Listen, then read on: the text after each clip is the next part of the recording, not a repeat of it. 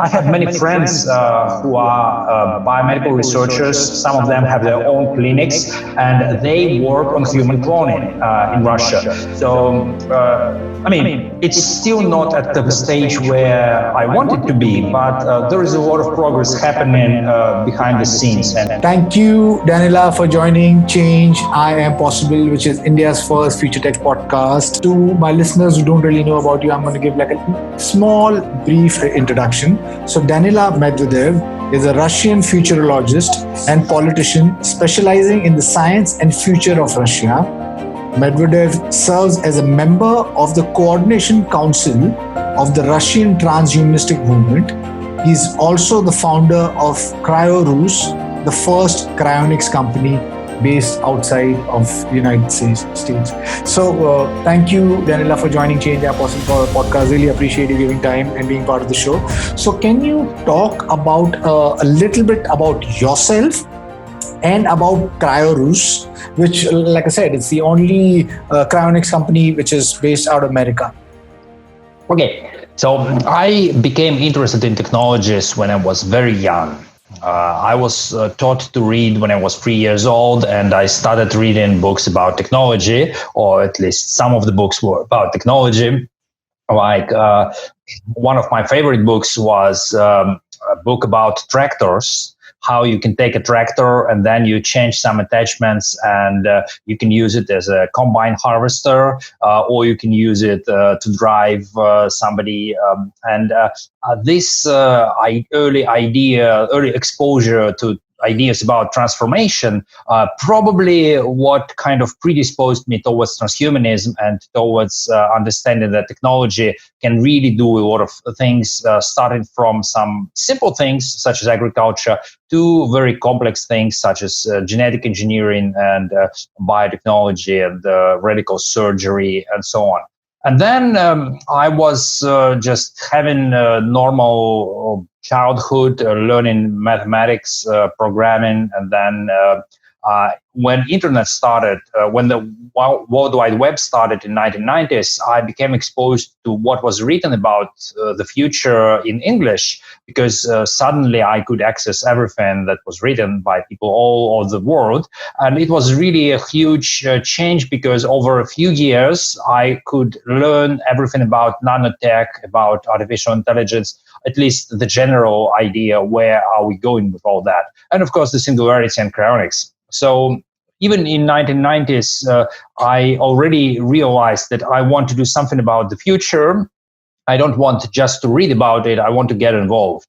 And then it was a journey for like 6 or 7 years after I graduated from the institute. I wanted to decide where I should go to work as a futurologist or as maybe inventor doing something. And because I didn't find anything really, I realized that I have to create my own organization. Of course, with other people who were co-founders of the Russian transhumanist movement, but it was really done out of like desperation. If you want to buy something online in India and you don't have access to Amazon, you just go and create your own e-commerce company. So that was what we did with transhumanism, and almost immediately we realized we want to start Cryonics because we wanted to have access to it for our relatives and for ourselves. So that was around 2005, 2006 when we had the organization started.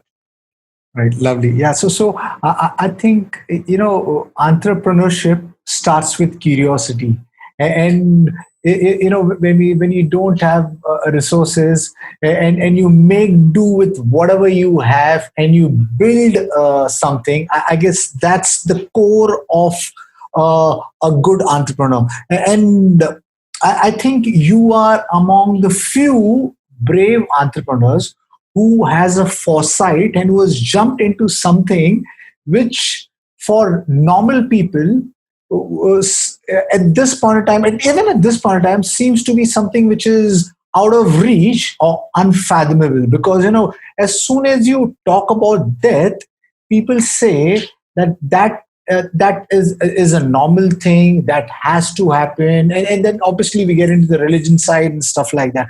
So for my audience who don't really know about cryonics, what cryonics is. So can you please talk us through your company? How did you set up?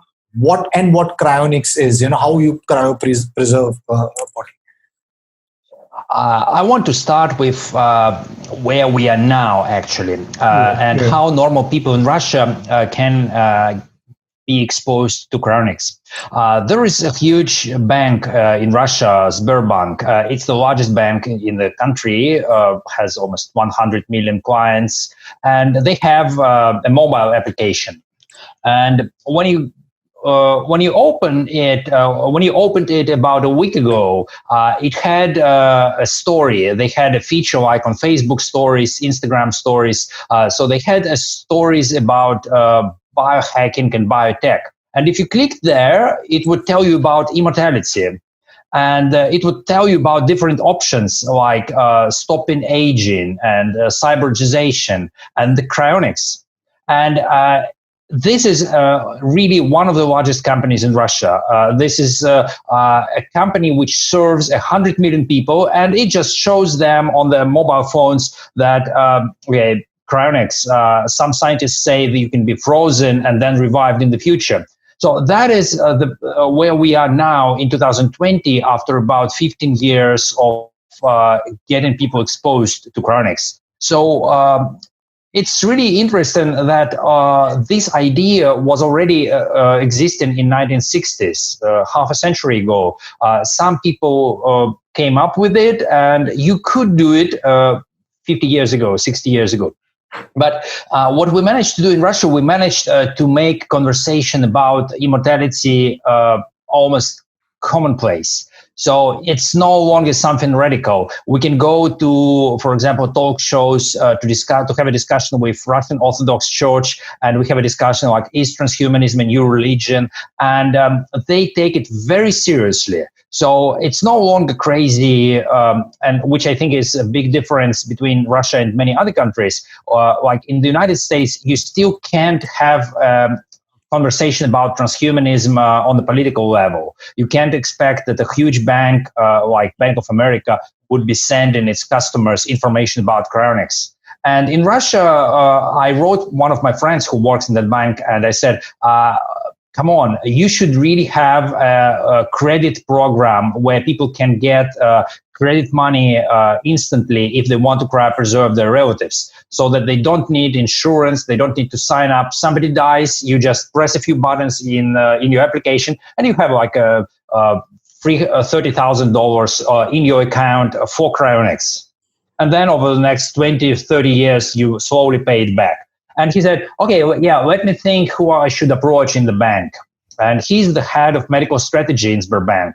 So I think what the most important thing that we did was we made it real, and we made it easy for people to talk about it. But the biggest challenge for us now is really the technical challenges, because cryonics is not just an idea, it's a technology, it's a process, and you need to master the process. You need to make it as good as, for example, dentistry, plastic surgery, where people, like millions of people every year, they get access to procedures, and it's normal for them, and they expect that it will work perfectly. When you go to a dentist, you don't expect that he will just sit there and say, oh, it's so strange that you came, nobody comes, nobody wants to fix their teeth. You expect it to be cheap, available, and easy. And that's what is still missing from cryonics, because it's really an emergency, a logistical nightmare. Like somebody calls us from a different country and says, we have a person dying, can you cryopreserve? I mean, it's not magic. It's not e-commerce where I can just press a button and then something happens on the other side of the globe. Somebody has to go there. Somebody has to take this dead body, which is heavy. You have to take it like to a morgue or to the hospital, and then you have to like cut the body, and there's blood, and it's messy. And we want to make it very convenient, very simple, so that people don't really worry about how it happens. It should happen like in magic, like in science fiction, where just doctors fly to you in a flying car and in a flying ambulance, and then they drop and press a few buttons, like take some device, and you are cryopreserved. We want to get there. Lovely. We are doing some animal research. We're currently in the first stages of doing animal research with head transplantation, so that we can actually experiment and improve both the cryonics procedures and also hypothermia for things like ambulances, and also even for things like military medical tech. When you have a battlefield and a person is injured, you can't really take this person to a hospital immediately. You need to do something on the battlefield. And we want to have a technology like in computer games where you just go press something to the person and then press a button, and it works instantly to just improve the health from 0% to like 20%. We're currently working with Russian doctors, and in another country, we will be doing some experiments so that we can really develop this radically. And in most countries, people don't really think about doing innovative animal research, even though when you look back over the 20th century, there were things like transplantology research where people created dogs with two heads and even monkeys. And it was done in Soviet Union, and that's how transplantology started. We want to get back to that spirit of if you want to do something, you just find a way to do it, you go ahead, and you have this magical technology. And you were right that for many people, even those people who are entrepreneurs, it's very difficult to think about beyond the limits. So they think they can create a startup which works with like drones or maybe machine learning or augmented reality. But when you tell them, why don't you create a head transplant startup which would take billionaires and give them the new life? Nobody thinks about that. It's too radical still. We want to change that. Lovely, lovely. So, like I said, I mean, you need brave people like yourself to kind of push the paradigm and make people aware that we are at the cusp of the fourth industrial revolution. What is going to come in the next 2 or 3 decades is something which is beyond us, because technologies such as artificial intelligence, IoT, your synthetic biology, brain-computer interface, nanotechnology is growing so rapidly that in the next couple of decades, we will have godlike powers. And I think we need to have more conversation regarding that to educate the younger generation so that they are aware. So you make the it's really cool that you, I mean, as Russia as a country, you're saying you have managed to make them acceptable of something so radical.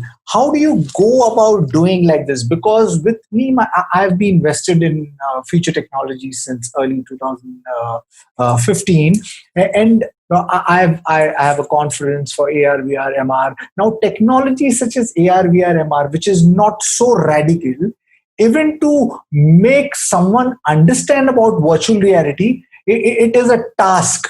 It's really a task. So how do you do that? How do you convince a nation that we are at the cusp of some great things and we can change ourselves, we can bring back the dead, we can age reverse? How do you make people understand? Well, one of the things which helped us succeed in this was that we connected practical projects such as Cryonics with the broader picture, transhumanism in general, and future technologies in general. If you look at the United States, they had this separation.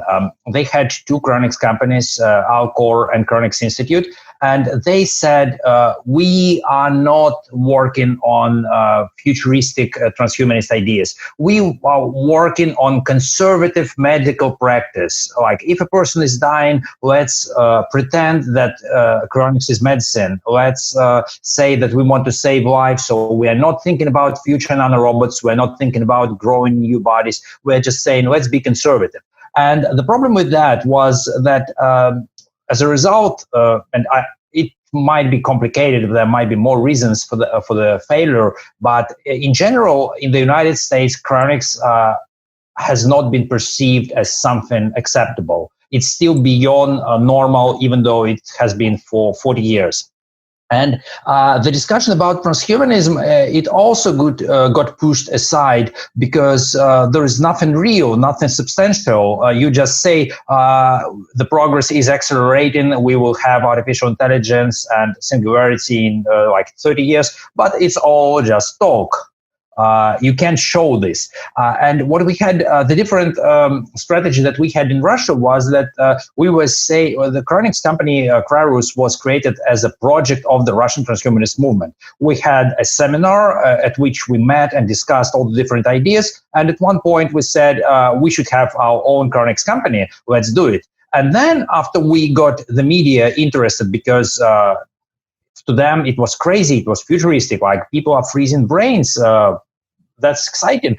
We started telling them all the stories about transhumanism, about nanotech, about robots, about cyborgs, about new bodies, and that really pushed both topics forward, both Cryonics as a practical project and transhumanism as a set of ideas about the future. So what I think is it's really important when you're talking about the future to also have something specific. And it can be as simple as simple microchip implanted in your hand, which you can show that you can, for example, pay with your hand, not with your mobile phone.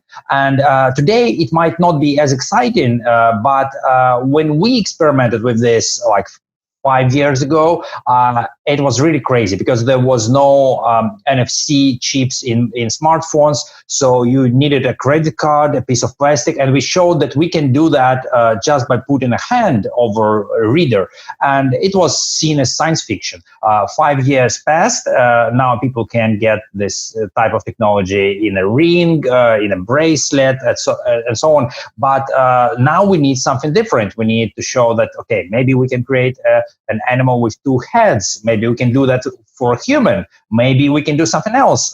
And then you have a point of interest. You have some technology which journalists, the media, and the public will always be interested in. They will always come back to you and say, please tell us, is it true that like you have, that your grandmother has two heads because you transplanted your grandfather's head onto her body and they can both talk? And if you have something like this, people will have to accept it as part of reality. When you just talk about it, they can dismiss it and say, yeah, just science fiction, futuristic ideas. But I mean, it would be so cool if I can have a dog with two heads and I could be walking this dog in Moscow on the streets with me on a leash, and people would come and say, what's that?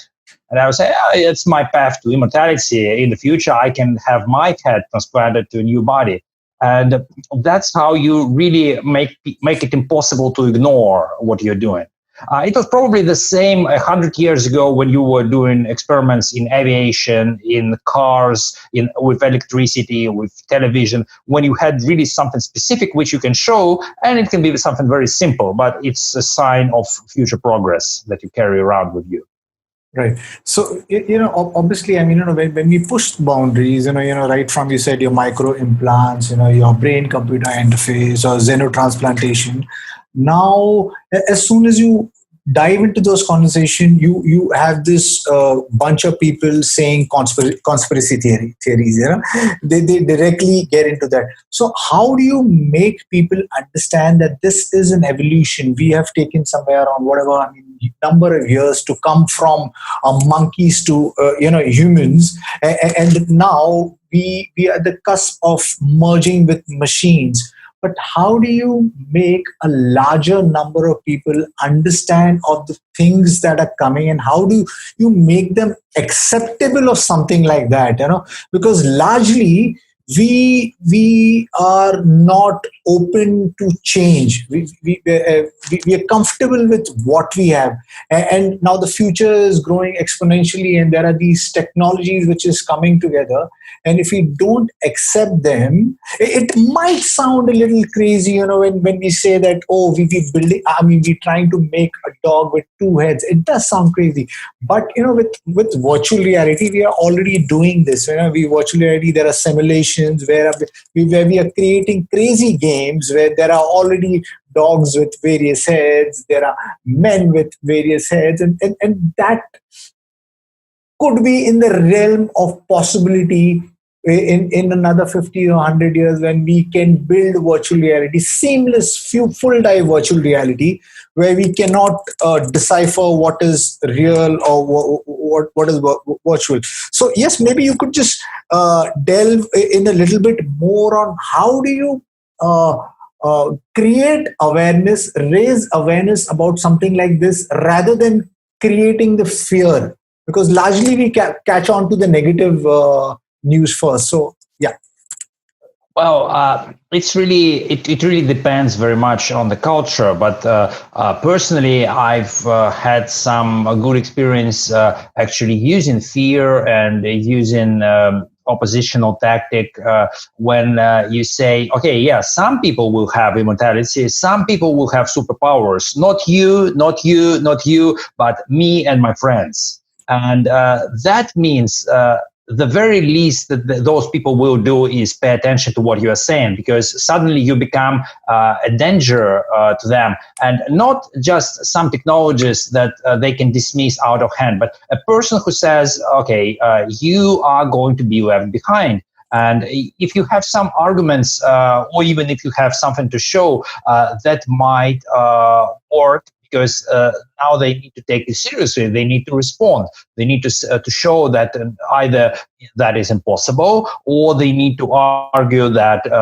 you will not have access to it. But that is one approach. Another approach is really so that is like being confrontational. Another thing is you can push the boundary even further. You can start speaking about like galactic scale engineering and so on, and then it might be easier for people to accept geoengineering, like controlling the climate using various technologies, because it doesn't sound as crazy as your previous idea. So that is also one approach. And it is also possible to just be very good at reading a person and seeing what they are interested in. And if it's a taxi driver, then you start talking about autonomous cars. If it's like a doctor, then you start speaking about like creating drugs using nanotechnology, and trying to make it as real as possible for them, for their specific life and their specific needs. Because many people, the reason they dismiss all the ideas about the future is that they have this comfortable, or maybe not so comfortable, but something that they're accustomed to, this bubble around themselves, their ordinary life, where they have a family, where they have the education for their children, their job, and so on. And you need to break the walls of this bubble somehow. And if nothing works, just you can go as far as you can just question their like their ability to exist. You can question their reality. You can say you are not part of the future. Like you will not exist because you do not understand that your brain can be augmented or that your body can be rebuilt. And some people may get really afraid of that, but that's okay, because at least they start the conversation. So you have to try what is comfortable to you in terms of the level of confrontation. And also, you have to understand that their condition in the society, conditions, they change. They can change very quickly. When we started in 2003 to promote ideas about life extension, we couldn't even do it using paid advertising. We wanted to publish a small ad about our website in one of the newspapers. We sent them money, and after 2 months, they rejected it. They said, "We are going to give you your money back. We're not publishing your classified ad about immortality because no, we are not."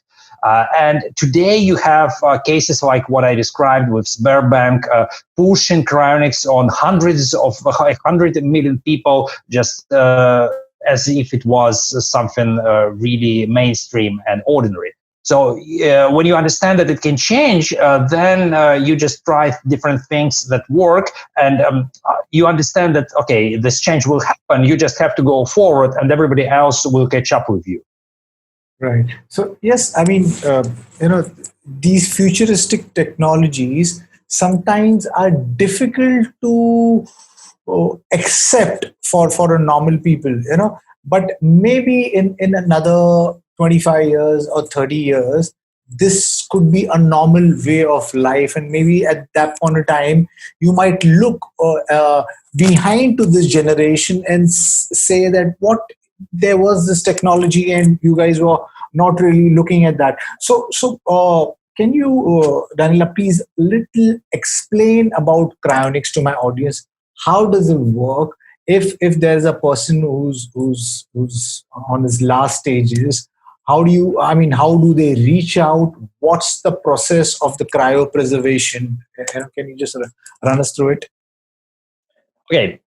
So the place to start is that we humans are very complicated living machines, and we have a lot of chemistry going on every second. In every part of our body, there are genetic molecules, there are proteins that are synthesized, that all operate on each other, that start reactions, and this all happens all the time. The reason that we can live is because our body, when it's alive, it's very good at just keeping everything in a homeostasis. So nothing just goes too much out of the ordinary.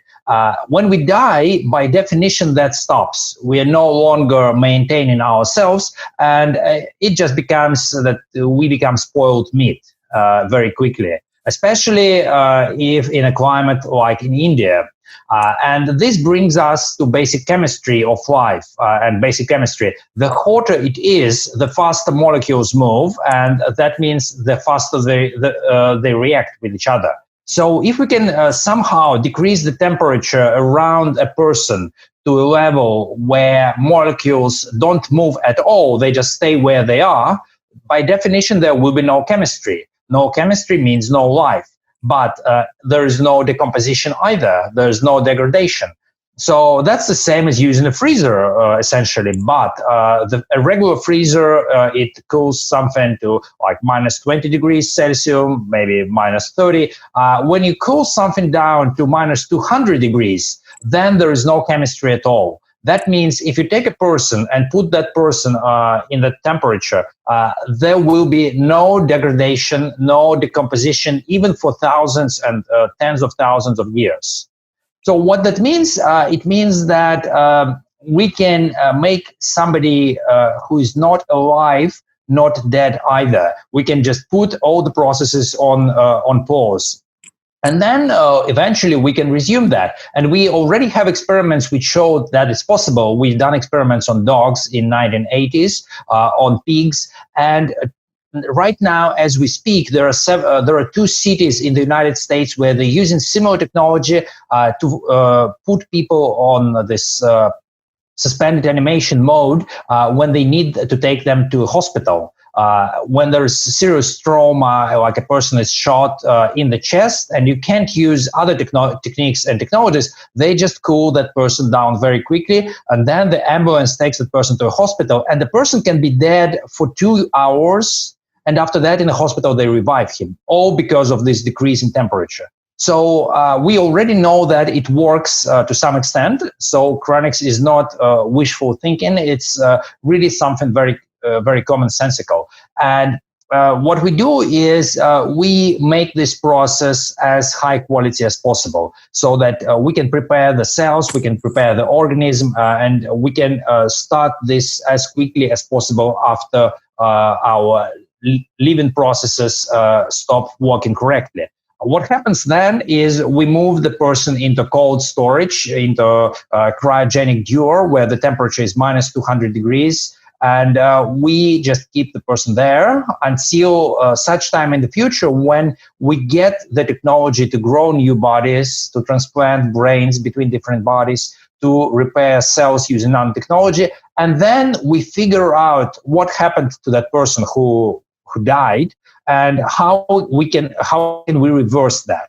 And the idea is that medicine really made a lot of progress over the past century. A century ago, we had many infectious diseases which we couldn't treat because there were no antibiotics, there was no transplantation, we didn't know about genome, and then a lot of progress happened. The idea is in the next 100 years there will be comparable progress, maybe even more progress, and things which are a problem today, like cancer, Alzheimer's disease, cardiovascular disease, will be easily solved. So if a person is dead today, but then cryopreserved, that person can get into the future and be revived there. And now the question becomes, how can you do that practically? How can you create an organization that will work? How you can get professionals, volunteers, all working together to coordinate this, basically placing people in biostasis. And I mean, we've seen that many times. People who watch science fiction movies, from old movies like Aliens to modern movies like Passengers, they've seen these capsules which have a person in biostasis, like the film Avatar, for example. It starts with this cryosleep. And everybody understands at least somewhat what it is. People just need to understand that it's not science fiction. It was actually created in reality before it was moved into science fiction. Then tell me, I mean, supposing if there's a patient who's dying, what's the procedure? How does he get in touch with you? What are the price points, and what's the time limit of your team reaching out to the patient? Okay, the first and most important thing is to write down your desire to be cryopreserved, because when you die or when you're close to dying, by definition, you can't speak for yourself.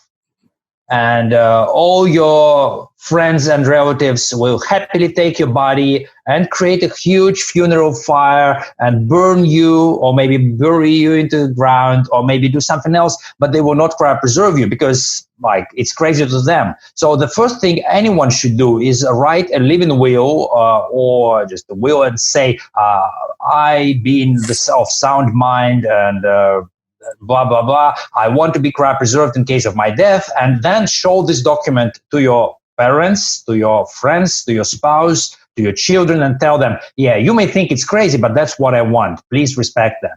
And it's the first step. In some cases, you will then suffer like 2 years of your relatives telling you that you're crazy. That's okay. They will eventually concede the point and say, yeah, this guy is crazy, but okay, that's what he does. He wants to be cryopreserved. And it's much better than them learning about it when you just lie there with cancer and doctors tell you you have 10 days to live. Because over those 10 days, everybody will think that you're crazy. Now, because you're dying, you are not rational. I mean, it's not rational to die. It's much more rational to want to live somehow, but people confuse those two options. I mean, normal people. So that's the first thing. The second thing is, I mean, you can get something like this, which is a doc tag saying that in case of death, I should be cryopreserved, and the phone number and the website of the company. So that's always on me. And if somebody finds my body lying around, hopefully they will look around, find it, call the phone number, and the Cryonics company and the Cryonics team will learn about it. And now about financial and legal part. You have to sign a contract with the Cryonics company so that somebody is responsible for cryopreservation. It doesn't work when you entrust this to your relatives because they will be under a lot of stress. They will not think calmly, and they will not be able to arrange things. But when somebody is part of a company, it becomes just a regular job. So when I'm doing cryonics for other people, I don't worry about that. I'm just calm and professional. So yeah, a person has died, they want to be cryopreserved, so I will do that. If it's my relative, it becomes more personal and more emotional to me. So people have to sign a contract with somebody. The price of a cryopreservation with KrioRus is between $18,000 for just preserving the brain or head, and $36,000 if the whole body is preserved. American companies have different prices. Cryonics Institute is similar to what KrioRus offers, and our core is much more expensive, like 10 times as expensive. And it doesn't really matter how much money a person has, because something can always be arranged. He can pay over time, he can have an extension, and so on. But you have to start thinking about it somewhat in advance, because it never works if you postpone it until the moment you are dying, obviously. Right. So do you? That's the practical part. Right. So do you offer the services? Is it restricted only to Russia? Is it open to, other countries? And what's the time limit? Supposing if I'm dead, what's the time limit where I could be cryopreserved? Preserved, yeah. Right. So, yeah. Well, I'll start with the time limit. That's a question everybody is interested, of course. But the truth of the matter is that there is no difference between a living person and a dead person. It's all a matter of degree. When you're lying dead, all your cells in your body, they still feel fine. They didn't get the information that you are dead. They think it's just temporary. We are not getting any glucose from the bloodstream, but that's fine. They will figure this out. And it can be hours or even days and even weeks sometimes before everybody, so to speak, gets the memo that this guy is dead. And if you are a cell in an organism, there's not much you can do. You cannot just run away. You're not a bacteria. You're like a nerve cell or a muscle cell. And you just sit there and, okay, what's the update? Well, the update is that still no pulse, still no signs of life. And you're like, okay, yeah, let's wait a little bit more. And what happens later is that eventually bacteria come and they start occupying the body, and they start seeing you as a source of food, and they're like, oh, a huge body, we can eat it probably. But even after 2 weeks, some cells, like stem cells, for example, which are really hidden in the middle of the body, in many places, they're called stem cell niches. And after 2 weeks, there still will be cells in your body which are perfectly fine.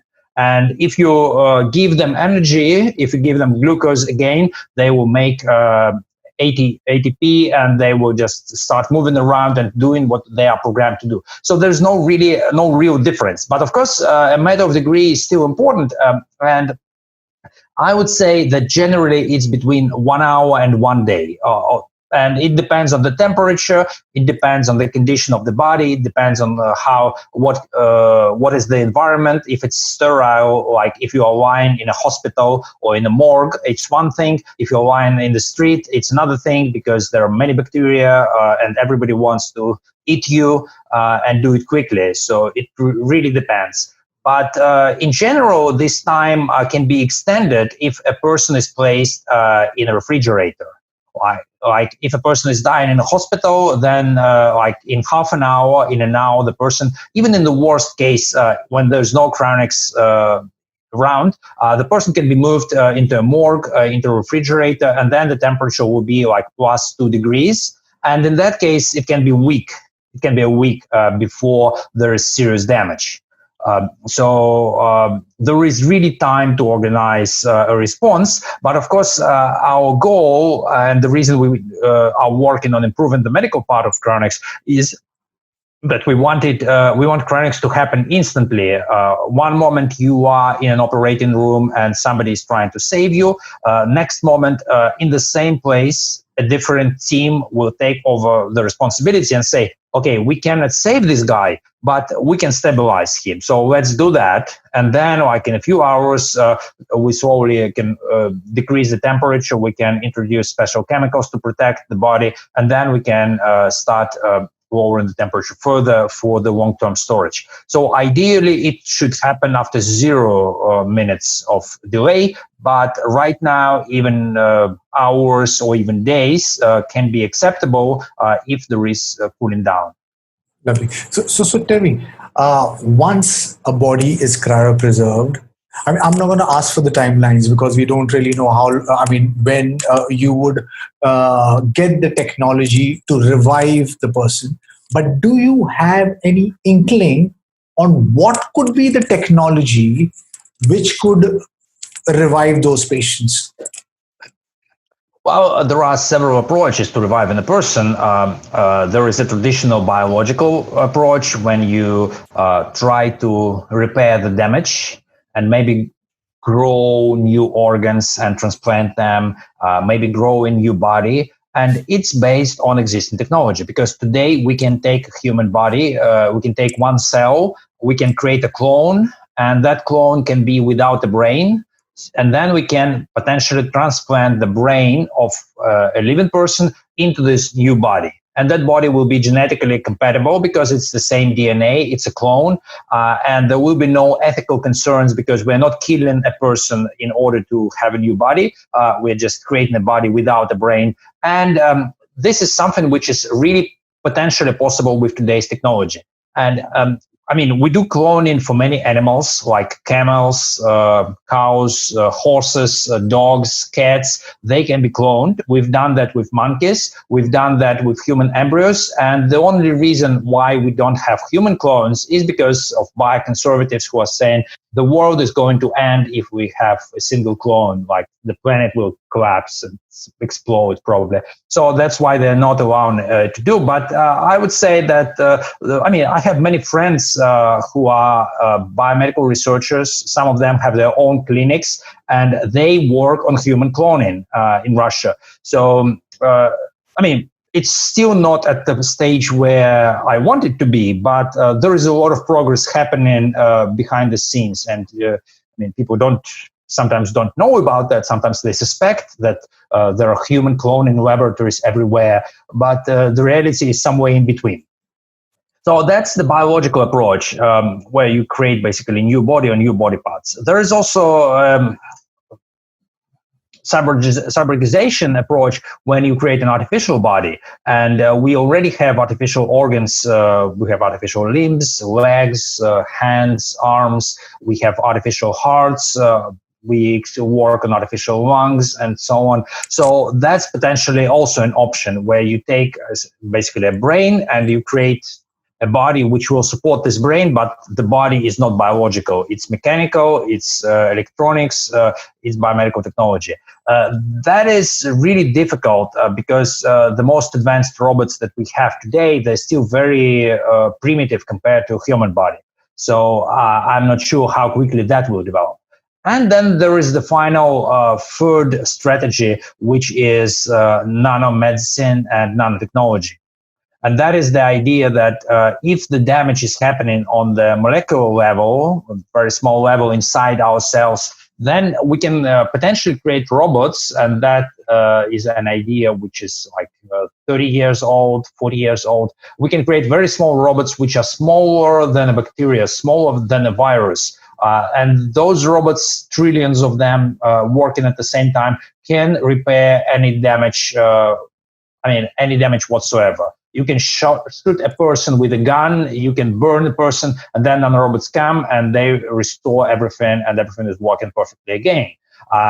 Sounds like magic, but it's entirely possible. The question is, who will create those nanorobots? Because we've had a lot of money spent on nanotechnology, but we don't have a single nanorobot to show for all that money.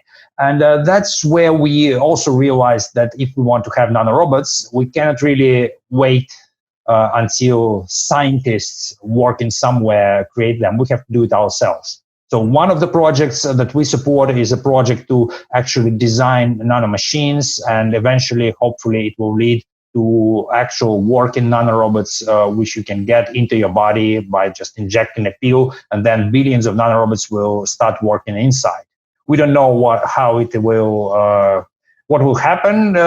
We don't know everything about it, but we believe that potential is much greater than the risks. What's the timelines that you are thinking you will have something like that, a nano or a robot? And do you have foreign patients? And if yes, what is the logistics? I'm sure there might be a logistic nightmare. The timeline for nanotech, I would say about, in the good scenario, it can be about 10 years. it depends on if we can scale this up, and we have some interesting plans. We want to make this part of chemistry education in school. Instead of teaching people traditional chemistry, where you take a vial and then you mix some liquids and it maybe changes color. Instead of that, we want to teach children molecular chemistry. We want to teach them how it works on the level of individual atoms and molecules, how you can manipulate the matter at the atomic level. And if we can do that, then we will have basically millions of researchers, those children who graduate and become students, and they will have understanding that they can design nanorobots. And after we design the nanorobots, it's relatively straightforward to build the first one. And then the first nanorobot can build the second one because it already can work on the molecular level. So that's why I think it might take like 5 years to make this really popular. And we're working on that. And also some of the approaches we use are virtual reality for design, so that you can use VR and natural interfaces where you can draw things with your hands to really get into this molecular world, because you can't really do that with a mouse and keyboard.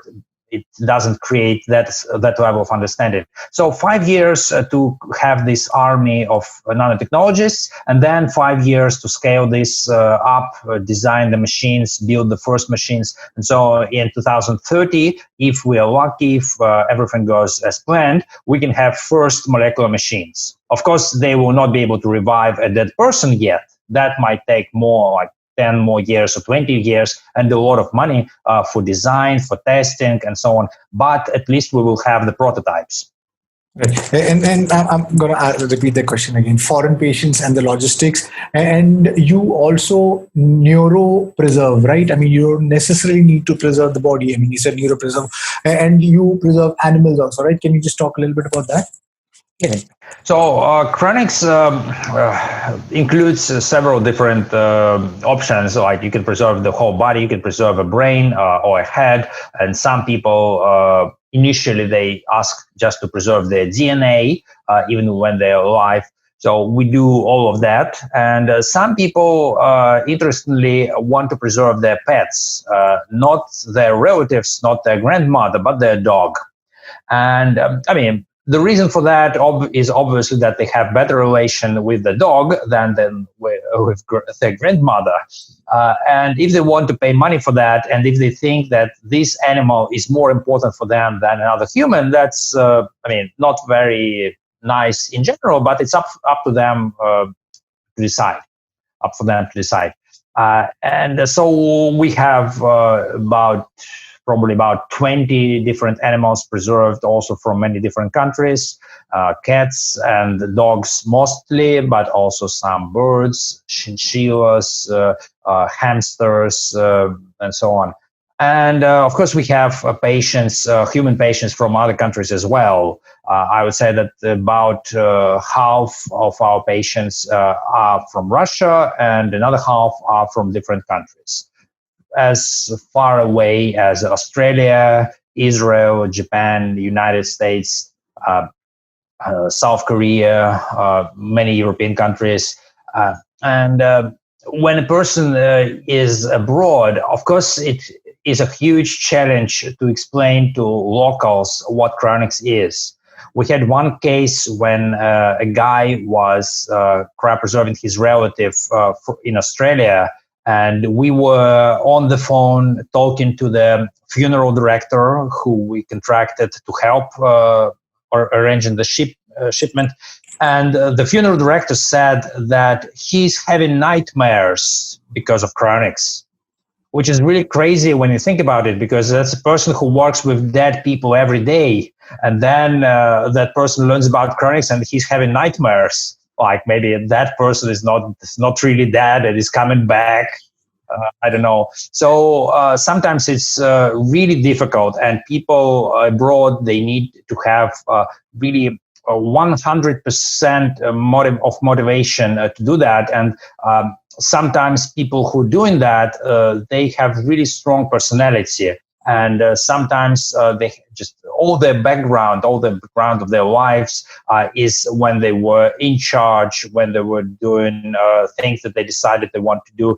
Because when you face this situation, when you want to cryopreserve somebody, you are really getting a lot of negative feedback from the environment, and you have to be able to stand your ground.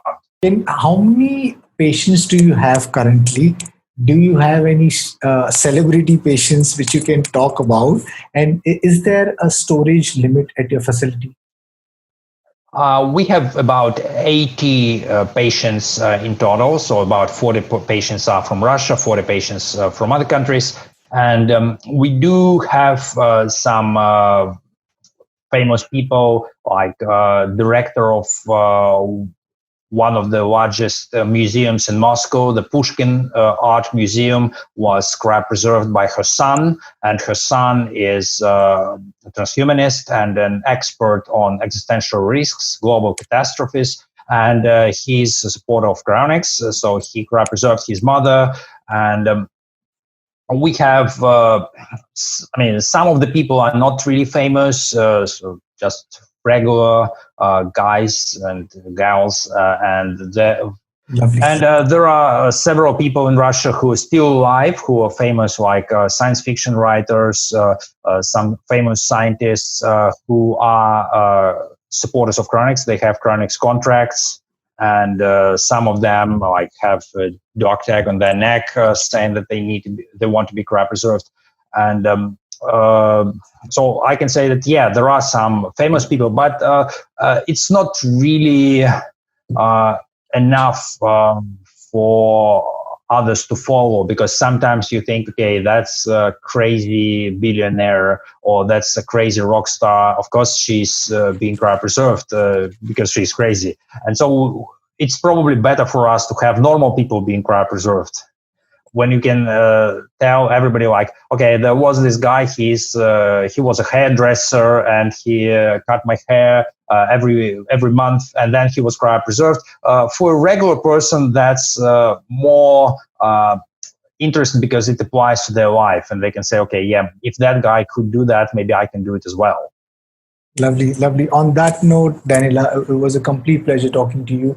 I believe that maybe in another 25, 30 years, this could be the new normal, where regular people will be able to afford it, and it will be their choice, and only their choice, if they choose to take that plunge and see if they would want to live forever, or they would like to take the normal course of life, where you live and you die.